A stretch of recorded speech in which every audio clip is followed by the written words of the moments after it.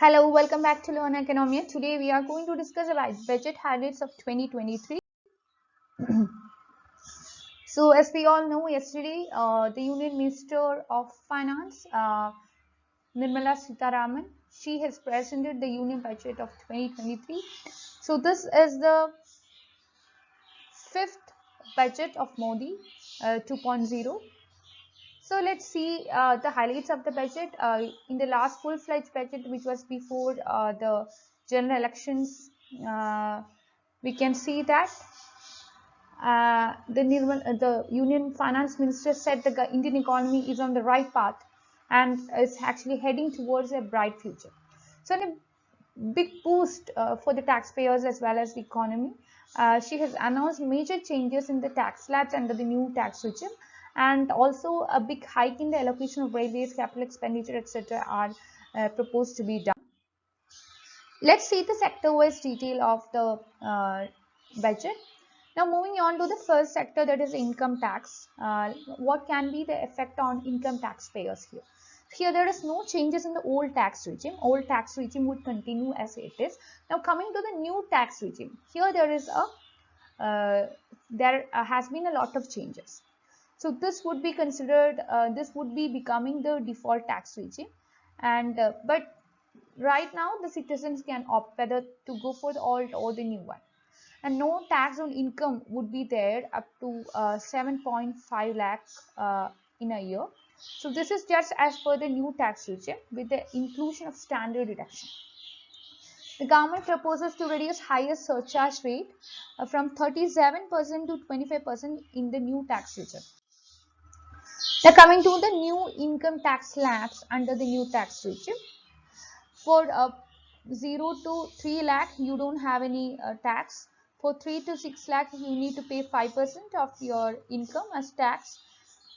For 6 to 9 lakhs, you have to pay 10% of your income as tax. For 9 to 12 lakhs, you have to pay 15% of your income as tax. For 12 to 15 lakhs, you need to pay 20% of your income as tax. So an individual who would be having an annual income of rupees 9 lakh, so this person have to pay only rupees 45,000 in taxes. That is what Ms. Sitharaman has told. Income of rupees 15 lakh. So if a person is having 15 lakh rupees, that will be fetching rupees 1.5 lakh as tax. So this is actually down from rupees 1.87 lakh. 50,000 rupees 50,000. This is considered to be a standard deduction to the taxpayers. So this is something which has been introduced under the new tax regime. And payment received under Agniveer. So payment received from the Agniveer Corpus Fund by Agniveer, this will be exempted from the tax. And the tax exemption removed in insurance policies with a premium of over rupees 5 lakh. Now, coming to online games, the government is proposing several changes. So it is proposing to provide for TDS as well as taxability on the net winnings at the time of withdrawal or at the time of the fiscal or at the end of the fiscal. A tax exemption on leave encashment, especially on retirement of non-government salaried employees. So this hike to rupees 25 lakh from 3 lakh. Now, a higher tax limit of rupees 3 crore for TDS cash withdrawal. So this is to be provided to the cooperative societies. And the next tax generation common IT return form. This is to be rolled out for the taxpayers' convenience. So convenience of the people is given importance. Moving to the grievance redressal mechanism, the government is told that it would be strengthened and TDS rate would be reduced from 30% to 20% on taxable proportion of EPF withdrawal in non-PAN cases. So that is important. We are not talking about PAN cases, we are considering non-PAN cases. Now let's see what are the items which would become costlier and what would become cheaper. Moving on to the cheaper items, mobile phones would become cheaper, TV would become cheaper, lab-grown diamonds would become cheaper, shrimp feed would become cheaper, machinery for lithium ion batteries would become cheaper, raw materials for EV industry. So these items would become cheaper. Moving on to the costlier items, we can see that cigarettes would become costlier, silver would become costlier, compounded rubber would become costlier, imitation jewelry would become costlier, articles made from gold bars would become costlier, imported bicycles as well as toys would become costlier, imported kitchen as well as kitchen based electric chimney would become costlier. And also if you import luxury cars and EVs, that too would become costlier. Now let's see specifically to indirect taxes. We have seen a lot about direct tax, that is income tax. Now see about indirect taxes. So there is a 16% tax hike on certain cigarettes. And coming to new cooperatives, that will be commencing the manufacturing till March 24. So they would be getting a lower tax rate of 15%. Moving to the custom duty on crude glycerin and other items, so this is reduced to 2.5%. Import duty on silver bars is expected to be hiked, and this is to align with the gold as well as platinum. So extend custom duty cut on imports of parts of mobile phones was being made, and this is by 1 year. It is expected that it would be promoting TV manufacturing custom duty on open sales of TV panels, and this is being reduced to 2.5%. Now let's see what is all about the relief on custom duty on import of certain parts as well as input like camera lens. So there is some concessional duty on lithium cells, lithium ion based cells for battery, extended for another year. Now coming to the basic custom duty, the rates on goods and goods other than textiles as well as agriculture reduced from 21 to 13. As a result, there are some minor changes in taxes on some items, especially like toys, bicycles, etc., automobiles, etc. Now moving on to the savings scheme announcement, what are it's all about. Now under savings scheme, we have different types of saving. For a senior citizen savings scheme, the maximum deposit limit is enhanced to 30 lakh from 15 lakh. And monthly income scheme, this limit has doubled to 9 lakh and 15 lakh for joint accounts. One-time savings scheme, so this is a Nirmala Sitharaman savings certificate for women. This is available for 2 years up to March 25. And it will offer deposit facility for up to 2 lakh in the name of women and girls for a period of 2 years, for a tenure of 2 years at a fixed interest rate of 7.5% with partial withdrawal option. Moving on to the railways aspect, it will be getting a massive boost. Now the outlay is specified as rupees 2.4 lakh crore for the next fiscal, and this is considered to be the highest ever allocation for railways, and nearly the past 9 times over fiscal year 14 allocations. Now coming to the capex, so this would be high to 33%, a 10 lakh crore capital investment, a steep hike in 33% for third year in a row. So this is mainly to enhance the growth potential as well as job creation.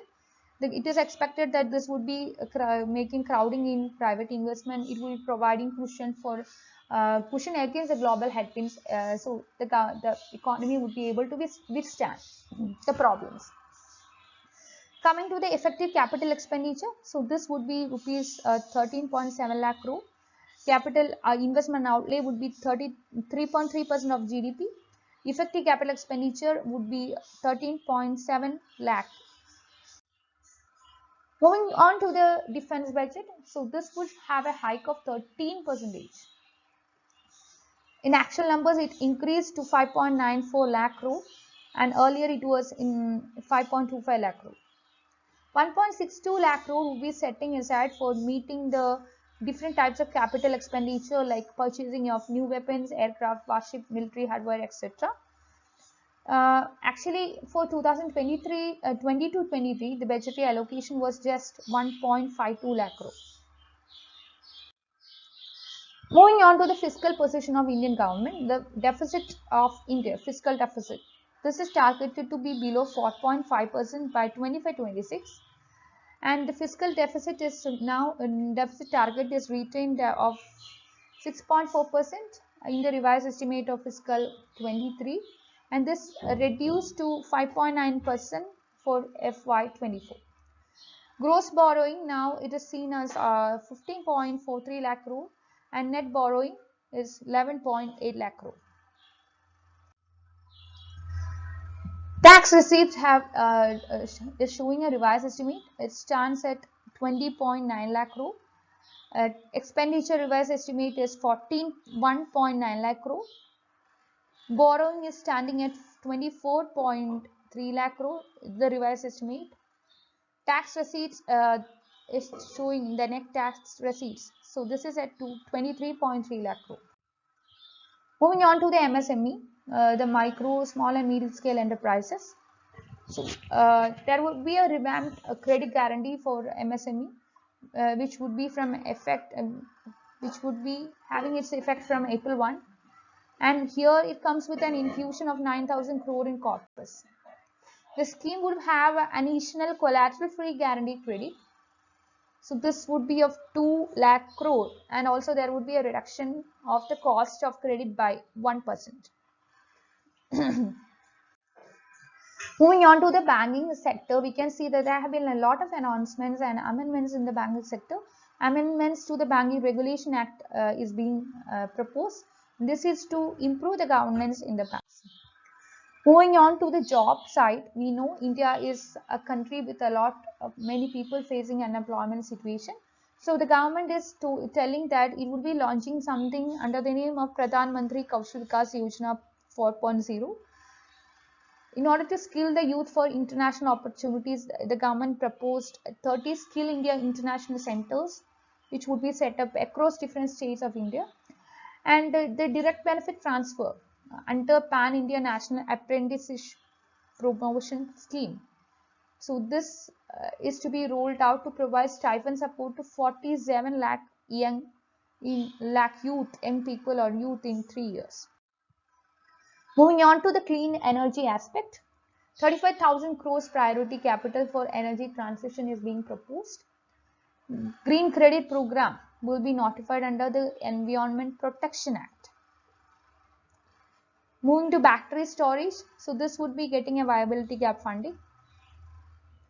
The battery energy storage of actually 4,000 megawatt. This would be set up. That is what is expected. And the National Green Hydrogen Mission would come with an outlay of rupees 19,700 crore in order to facilitate the transition of the economy to a low carbon intensity economy. And this would be reducing our economic dependence on fossil fuel imports. And also this would be making our country to assume technology as well as market leadership. Moving on to some aspects on gems and jewelry. So it is expected to have an indigenous production of lab grown diamonds. So as a result, it is providing a grant of some huge amount to one of the IITs for conducting research and development related to lab grown diamonds. And it is also proposed to review the custom duty of lab grown diamonds. And it is expected that this will be included in part B of the budget document. Now moving on to the aviation aspect, 50 additional airports, heliports, water aerodromes, advanced landing grounds, etc. would be revived to improve the regional air connectivity. What is all about the ease of doing business? What are the proposed changes? Here you can see that the government is going for a dispute resolution scheme. Vivad Se Vishwas 2, that is the name. So this is to settle the commercial disputes. And the permanent account number PAN is considered to be a common identifier for all digital based systems of government agencies. One-stop solution for reconciliation as well as updating identity maintained by various agencies to be established using DigiLocker. And also Aadhaar would be considered to be the foundational identity here. Central processing center would be set up in order to deal with the Companies Act kind of things, in order to set up for faster response to companies filling forms under the Companies Act. And for budget establishment required to have permanent account number, the PAN is considered to be a common identifier for all digital system of specified government agencies. More than 39,000 compliances have been reduced. Now it is reduced, and over 3,400 legal provisions decriminalized to enhance the ease of doing business. Jan Vishwas Bill is proposed to have some amendments. 42 central acts would be introduced to further trust in order to make it much more trustworthy. Finance Minister announces multiple measures to enhance the activities in GIFT City as well.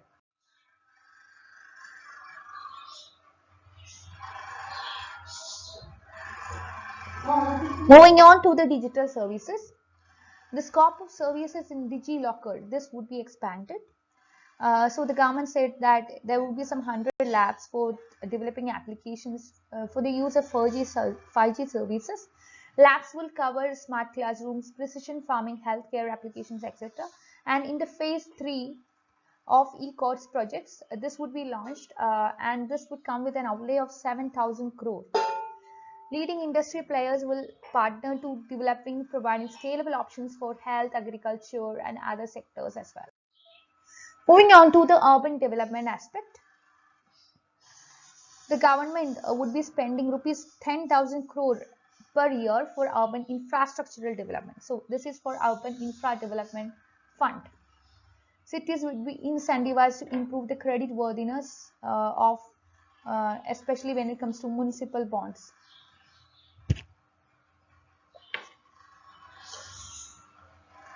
All the cities as well as towns will be enabled for rupees 100% transition super sewers as well as septic tanks. Moving on to the health aspect, we can see the government is on a mission to eliminate the sickle cell anemia by 2047. New pharmaceutical based aspects will be formulated, like industry will be encouraged to invest in research. New programs for research in pharmaceuticals, etc. would be set up. That is what the government proposed.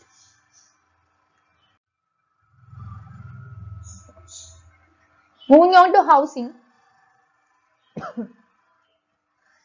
an outlay for Prime Minister Awas Yojana. This enhanced 66 to over 79,000 crore. 66% to over 79,000 crore.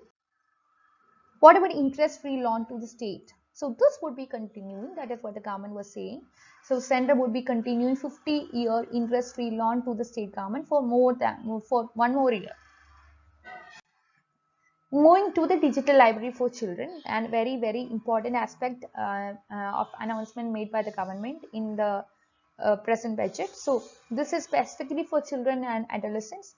So the government says that there would be a national digital library would be set up for children as well as adolescents. National book trust, children's book trust, etc. would be there. So this is very important to replenish the non-curricular titles in regional languages, English, etc. to digital libraries. States also will be they would be encouraged to set up physical libraries as at the panchayat as well as ward levels, and this would be providing infrastructure for assessing national digital library resources. Moving on to the education aspect, 3 centers for excellence would be there, especially to deal with the artificial intelligence, and this would be set up in the top education institutions in India. Here the government told that there would be 157 nursing colleges which would be established in co-location with the existing 157 medical colleges which were established since 2014. Then coming to next provision, Ekalavya Model Residential School would be set up for this would be set up in the next 3 years. So under this, there would be recruitment of 38,800 teachers and support staff. 740 schools would be given this kind of system, and 3.5 lakh tribal students would be getting its benefit. Moving on to agriculture sector, the backbone of Indian economy. So this would be getting an accelerator fund, which is the name of agriculture accelerator fund. So as a result, the startups in agriculture sector would be coming in. Digital public infrastructure would be coming in the agriculture sector. Rupees 20 lakh crore agriculture credit would be targeted at animal husbandry, dairy, fisheries, etc. It is expected that over next 3 years, 1 crore farmers will be getting assistance to adopt this natural farming, and 10,000 bio input resource centers would be set up. Moving on to fisheries, so the government is actually planning to launch sub scheme under Prime Minister Matsya Sampada Yojana with 60,000 crore as the outlay to enable activities for fishermen. And also the government is planning to go for a global hub for Sri Anna. The Indian Institute of Millet Research, Hyderabad, would get some support as a center of excellence for sharing best practices with respect to research, technology, etc. at the international level. Some computerization of 63,000 credit societies, as well as rupees 2,560 crore would be given for that. Also, you can see that in drought prone areas, especially in the areas of Karnataka, some assistance of 5,300 crore, this would be given to the Upper Bhadra project to provide sustainable micro irrigation. 500 new waste to wealth plants under the Govardhan scheme, galvanizing organic bioagro resources done. So this would be there, and a total investment of 10,000 crore would be coming under this. 5% compressed biogas mandate would be increased for all organizations which would be marketing the natural as well as biogas. Now coming to the tribal welfare, Pradhan Mantri Primitive Vulnerable Tribal Group Mission. So this would be launched to improve the socio-economic condition of these vulnerable tribal, primitive and vulnerable tribal group. So they would be getting rupees 15,000 crore in the next 3 years to deal with their safe housing, sanitation, drinking water, electricity, etc. Moving to sports, so this will be getting an allocation of 3,397.32 crore. So here there is an increase of 723.97 crore. Coming to the 7 priorities which we have in the budget announced yesterday. So it is not a subtrashi. So these would be covering the inclusive development, reaching the last milestone, infrastructure as well as investment, unleashing potential, green growth, youth power, and financial sector.